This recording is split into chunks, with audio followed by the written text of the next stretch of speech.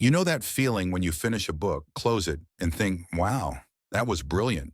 And then, 3 days later, you remember absolutely nothing. You highlighted half the pages. You even wrote notes. But when someone asks you, so what was that book about? Your brain goes blank and you mumble something about growth mindset or mental models or whatever buzzword was hot in chapter one. The illusion of progress. Here's the truth no one tells you. Reading too many books might actually be making you dumber. Not because books are bad, but because your brain wasn't built to binge knowledge like it's Netflix. In 2023, a Harvard study revealed something wild. When you consume too much information without applying or reflecting, your brain literally starts to confuse motion with progress. In other words, you feel smarter, but you're not actually doing anything smarter. If that already hit home, go ahead and like this video. You're not alone. This is what scientists call the illusion of competence. You read, you nod, you underline quotes that feel deep, you feel accomplished, but then Monday hits and you're still stuck in the same habits, same distractions, same loop. The hidden cost. And it's not your fault. It's how your brain protects itself from overload. Think about it. If you read 20 books in 3 months, where is your brain supposed to file all that? Most of it gets tossed in the mental trash bin labeled, nice to know, but never used. Every time you read another book without processing the last one, you're not stacking knowledge. You're replacing it, layering new ideas on top of old ones that never had time to take root. It's like trying to build muscle by switching workouts every single day before your body can adapt. Learning versus doing. And let's be honest, half the time, we read books to avoid action. It's socially acceptable procrastination. Oh, I'm not putting off starting that business. I'm just reading another book about starting a business.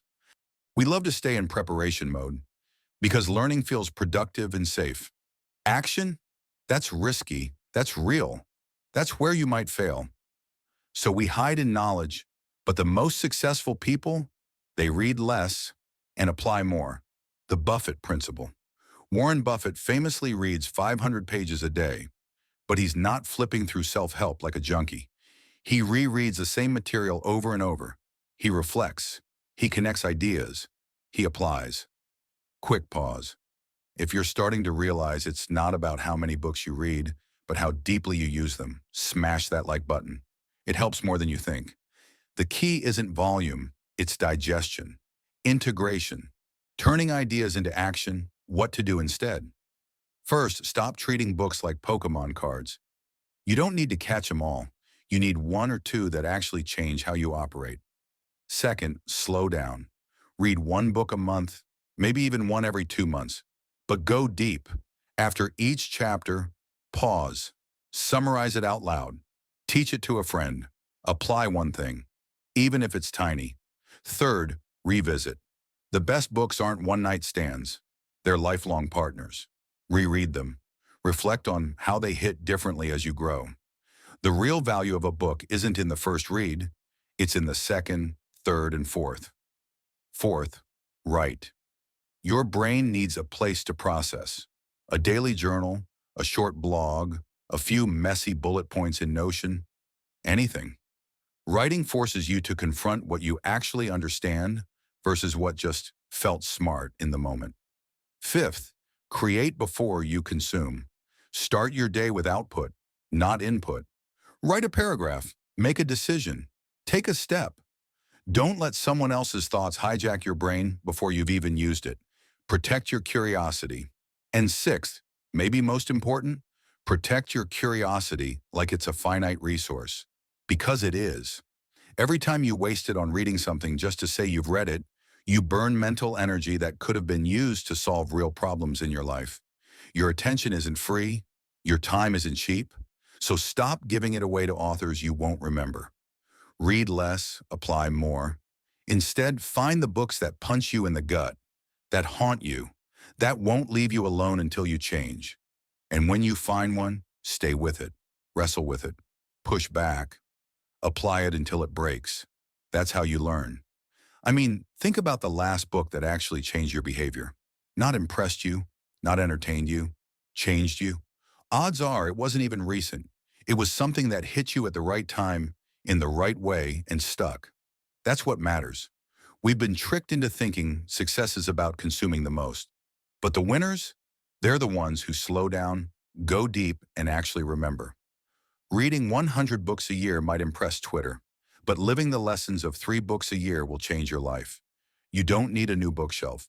You need a system. Turn reading into transformation. So here's a challenge. The next time you finish a book, don't start a new one.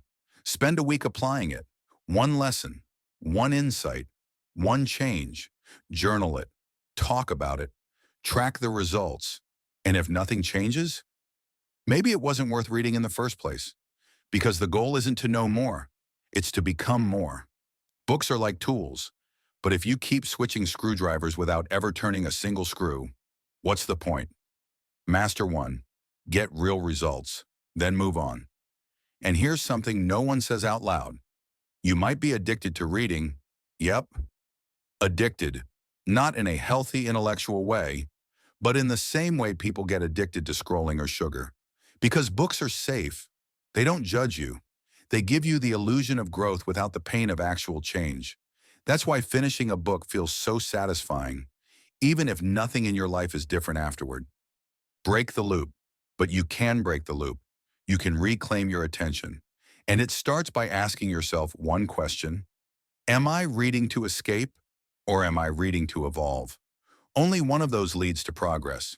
So take inventory. What have you actually used from the last 5 books you read? Be honest. If the answer is almost nothing, it's not that you're lazy, it's that the system is broken. Let's fix it. Find one book. Make it your training manual for the month. Annotate it. Pause after every chapter. Write, reflect. Try something in the real world. Then come back. Repeat. That's how you build mastery. You're not here to collect smart quotes. You're here to get smarter and better and freer. So go back. Pick the book that once hit you in the gut. Reread it. Sit with it. Let it marinate. Make it uncomfortable. Make it real, because depth beats volume every time. And if this video helps shift your thinking, hit like and consider subscribing for more. Every week, we drop videos like this to help you work less, think deeper, and actually move forward. You don't need more noise, just smarter signals. See you in the next one.